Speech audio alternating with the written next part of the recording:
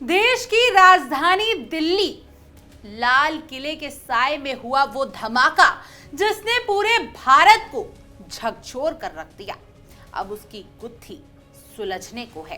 कई दिनों की जांच, तमाम सुराख और अनगिनत सवालों के बीच आज सामने आया है सबसे बड़ा खुलासा।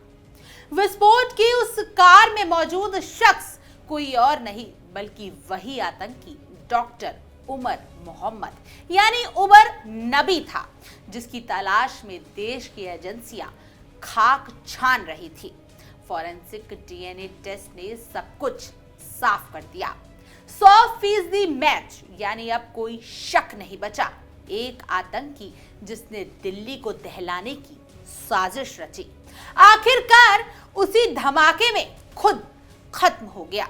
ये सिर्फ एक केस की सच्चाई नहीं बल्कि विज्ञान और जांच एजेंसियों की जीत की कहानी है, जहां राख से उठा सबूत और सच ने अपना चेहरा दिखा दिया। नमस्कार दोस्तों, आप देख रहे हैं इंडिया डेली का डिजिटल प्लेटफॉर्म और मैं हूं आपके साथ तान्या त्यागी। नमस्कार, मेरा नाम भावना सुखीजा है। दिल्ली ब्लास्ट की गुत्थी जो अब तक रहस्य बनी हुई थी, आखिरकार सुलझती हुई नजर आ रही है। लाल किले के पास हुए उस दिल दहला देने वाले धमाके ने पूरे देश को हिलाकर रख दिया है, लेकिन अब जांच एजेंसियों ने बड़ा खुलासा किया है। जिस शख्स की तलाश में देश भर की खुफिया टीमें लगी थी, वही आतंकी डॉक्टर उमर मोहम्मद उसी कार में मौजूद था और उसी धमाके में उसकी मौत हो गई। हाँ, ये कोई शक या दावा नहीं है बल्कि वैज्ञानिक सबूतों से पुष्टि हुई है। डीएनए टेस्ट ने सारा राज खोल दिया है। बिल्कुल सही कहा तान्या, ये वही उमर मोहम्मद यानी उमर नबी है जो पिछले कई दिनों से एजेंसियों के रडार पर था। वो नाम जिसने फरीदाबाद में विस्फोटक मिलने के बाद से जांच एजेंसियों की नींद उड़ा रखी थी, और अब दिल्ली ब्लास्ट के इस केस में फॉरेंसिक साइंस ने वो कर दिखाया जो किसी चश्मदीद गवाह से भी मुश्किल था। डीएनए जांच ने साफ कर दिया है, कार में मारा गया व्यक्ति कोई और नहीं बल्कि उमर मोहम्मद ही था। बिल्कुल, जरा सोचिए, धमाके के बाद जब जांच टीमें मौके पर पहुंची, कार पूरी तरह राख में बदल चुकी थी। चारों तरफ धुएं और जल चुके मलबे का ढेर था और अंदर से जो मिला वो बस कुछ जले हुए शरीर के टुकड़े और हड्डियों के अवशेष थे। शिनाख्त करना नामुमकिन था क्योंकि विस्फोट की तीव्रता इतनी अधिक थी कि चेहरा, हाथ, पैर कुछ भी पहचानने लायक नहीं बचा था। ऐसे में एक ही रास्ता बचा था, डीएनए टेस्ट। और यहीं से शुरू हुई असली जांच की कहानी। एनआईए और दिल्ली पुलिस की टीम ने हड्डियों से सैंपल निकाला और फिर पुलवामा पहुंची, जहां उमर मोहम्मद की मां से डीएनए सैंपल लिया गया। दोनों सैंपल्स को सुरक्षा के बीच दिल्ली लाया गया, जहां अत्याधुनिक लैब में जांच हुई। परिणाम जो आया वो निर्णायक था। 100% मैच, यानी अब कोई शक नहीं बचा कि उमर मोहम्मद उसी कार में था और उसी धमाके में खत्म हो गया।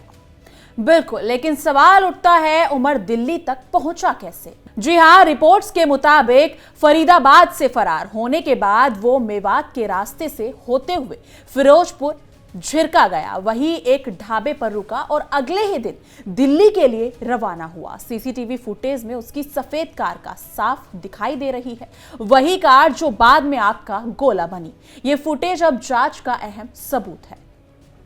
दिलचस्प बात यह है कि उसने ये कार धमाके से ठीक 11 दिन पहले खरीदी थी। प्रारंभिक जांच में पता चला कि उसी में उसने विस्फोटक सामग्री फिट की थी। मतलब साफ है, ये कोई हादसा नहीं बल्कि एक सोचा समझा ब्लास्ट ऑपरेशन था। लेकिन शायद उमर को अंदाजा नहीं था कि वो खुद ही इस विस्फोटक का शिकार हो जाएगा। अब बात करते हैं उस तकनीकी की जिसने इस केस को नया मोड़ दिया, डीएनए प्रोफाइलिंग। देखिए, डीएनए यानी कि इस इंसान का एक बायोलॉजिकल आईडी कार्ड होता है। ये शरीर की हर कोशिका में मौजूद रहता है और बताता है कि आप कौन हैं। जब शरीर पहचान से बाहर हो, जब चेहरा या उंगलियां तक मिट जाए, तब डीएनए ही आखिरी उम्मीद बनता है। फॉरेंसिक विशेषज्ञों के मुताबिक ऐसे धमाके में जहां तापमान 1000 डिग्री सेल्सियस से भी ज्यादा हो जाता है, शरीर के ज्यादातर हिस्से जल जाते हैं, लेकिन हड्डियों के अंदर मौजूद मिनरल्स डीएनए को बचा लेते हैं। यही वजह है कि इस केस में भी हड्डियों और दांतों के टुकड़ों से डीएनए निकाला गया और वही साबित हुआ निर्णायक। बिल्कुल, प्रोसेस भी आसान नहीं था। पहले कोशिकाओं को अलग कर डीएनए निकाला गया, फिर मशीन से उसकी लाखों बार कॉपी की गई, हर बिंदु का मिलान किया गया और जब हर स्ट्रिप मेल खाई तो ये वैज्ञानिक रूप से प्रमाणित हो गया। उमर मोहम्मद ही उस कार में मारा गया व्यक्ति था। यानी अब साफ है कि डॉक्टर उमर नबी ही दिल्ली ब्लास्ट का मास्टरमाइंड था, जो खुद अपनी साजिश में मारा गया। उमर वही था जो ब्लास्ट ऑपरेशन को अंजाम देने के लिए कार चला रहा था, लेकिन विस्फोट की चपेट में आकर वही खत्म हो गया। अब तक इस ब्लास्ट में 12 लोगों की जान चली जाने की खबरें सामने आ रही हैं और 10 शवों की पहचान हो चुकी है, जबकि बाकी 2 की जांच जारी है। लेकिन उमर की पहचान की पुष्टि ने इस केस को एक निर्णायक मोड़ पर लाकर खड़ा कर दिया है। अब अगला सवाल, ये विस्फोटक आए कहां से हैं? कौन था उमर के साथ इस साजिश में शामिल? क्या वो पाकिस्तान था? एजेंसियां अब इसी दिशा में जुटी हुई हैं ताकि इस आतंकी नेटवर्क की जड़ तक पहुंचा जा सके। इस केस ने एक बात तो साफ कर दी है कि चाहे आतंकी अपनी पहचान छिपाने की कितनी भी कोशिश क्यों ना करे, विज्ञान के सामने सच जरूर सामने आता है। डीएनए टेस्ट की सटीकता ने यह साबित कर दिया है कि आतंक के खिलाफ लड़ाई में विज्ञान ही सबसे बड़ा हथियार बन चुका है। बिल्कुल, यही इस कहानी का सबसे बड़ा संदेश है कि जब कानून और विज्ञान साथ चलते हैं तो कातिल चाहे राख में बदल जाए, सच जरूर सामने आता है। दिल्ली ब्लास्ट केस ने न सिर्फ एक आतंकी की पहचान खोली, बल्कि ये भी दिखा दिया कि भारत की जांच एजेंसियां अब तकनीकी रूप से कितनी मजबूत हो चुकी हैं।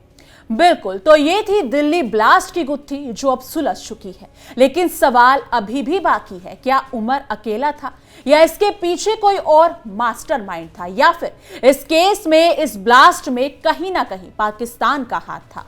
हम इस कहानी की हर परत आपके सामने लाते रहेंगे, क्योंकि सच की गवाही सिर्फ सबूत देते हैं। अब इस मामले पर आगे क्या कुछ रिपोर्ट्स आती हैं और इन रिपोर्ट्स में क्या कुछ खुलासे होते हैं, तब तक के लिए देखते रहिए इंडिया डेली। हर अपडेट के लिए देखते रहिए हमारा खास शो तहकीकात, हर खबर की तह तक।